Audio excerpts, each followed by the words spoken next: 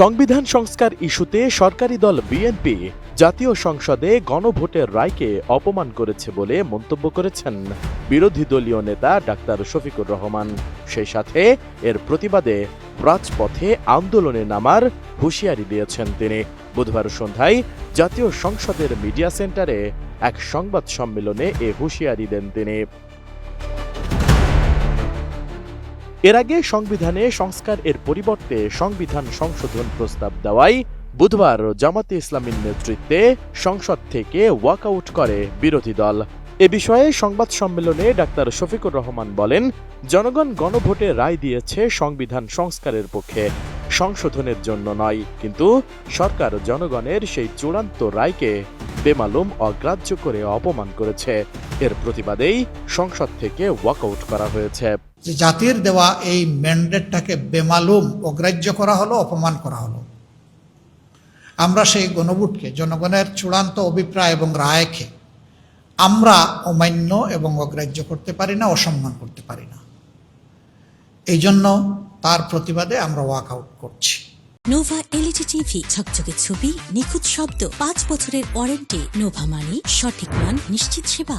রাজপথে আন্দোলনের কর্মসূচি নিয়ে বিরোধী দলীয় নেতা এ সময় বলেন, জনগণের রায়ের প্রতি সম্মান দেখিয়েই আমরা ওয়াকআউট করেছি, তবে সংসদ ছেড়ে দেয়নি। আমরা এখন আবারও জনগণের কাছেই ফিরে যাব। আমাদের 11 দল দ্রুতই একত্রে বসে পরবর্তী করণীয় ঠিক করবে। জনগণের দাবি আদায়ে রাজপথে আন্দোলন গড়ে তোলা ছাড়া আমাদের আর কোনো বিকল্প পথ নেই। এখন কথা হচ্ছে যে আমরা কি আন্দোলন গড়ে তুলব? নিঃসন্দেহে আন্দোলন ছাড়া আমাদের করার আর পথ কি আছে? আন্দোলন আমরা করব, জনগণকে সাথে নিয়ে করব। তবে আমি বলেছি যে আমাদের 11টি দল আমরা একত্রে বসে, দ্রুতই আমরা বসছি এবং বসে আমরা আমাদের সিদ্ধান্তগুলো নেব, আপনাদের মাধ্যমেই আমরা জানাবো। বিরোধী দলীয় নেতা বলেন, নির্বাচনের আগে রাজনৈতিক দলগুলোর সর্বসম্মত সিদ্ধান্তে গণভোট অনুষ্ঠিত হয়। গণভোটের রায় অনুযায়ী নির্বাচিত সংসদ সদস্যরা একই সঙ্গে সংসদ সদস্য ও সংবিধান সংস্কার পরিষদের সদস্য হিসেবে গণ্য হওয়ার কথা ছিল। সে অনুযায়ী তাদের 2টি শপথ নেওয়ার বাধ্যবাধকতা থাকলেও সরকারি দলের সদস্যরা শুধু সংসদ সদস্য হিসেবে শপথ নিয়েছেন, সংস্কার পরিষদের সদস্য হিসেবে শপথ নেননি।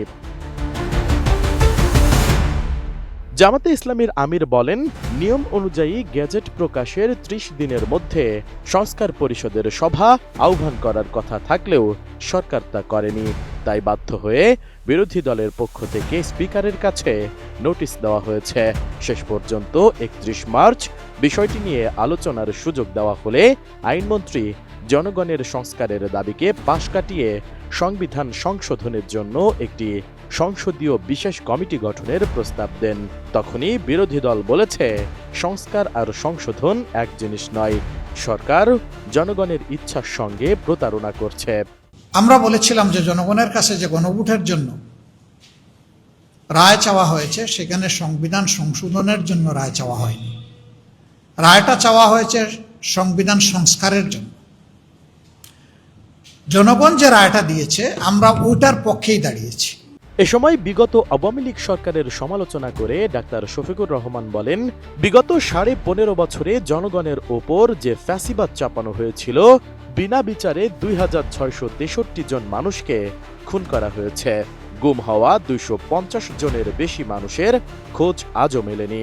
আয়নাঘরের মতো ডিটেনশন সেন্টার তৈরি করে মানুষকে 8 থেকে 9 বছর বন্দী রাখা হয়েছে। সেই অমানবিক ব্যবস্থা থেকে মুক্তির জন্যই জুলাই আগস্টের অভ্যুত্থান এবং সংবিধান সংস্কারের এই উদ্যোগ নেওয়া হয়েছিল। কিন্তু এখন জনগণের সাথে এই প্রতারণার প্রতিবাদে রাজপথে যাওয়া ছাড়া আর কোনো উপায় নেই। S I Raj, ATN news, Dhaka.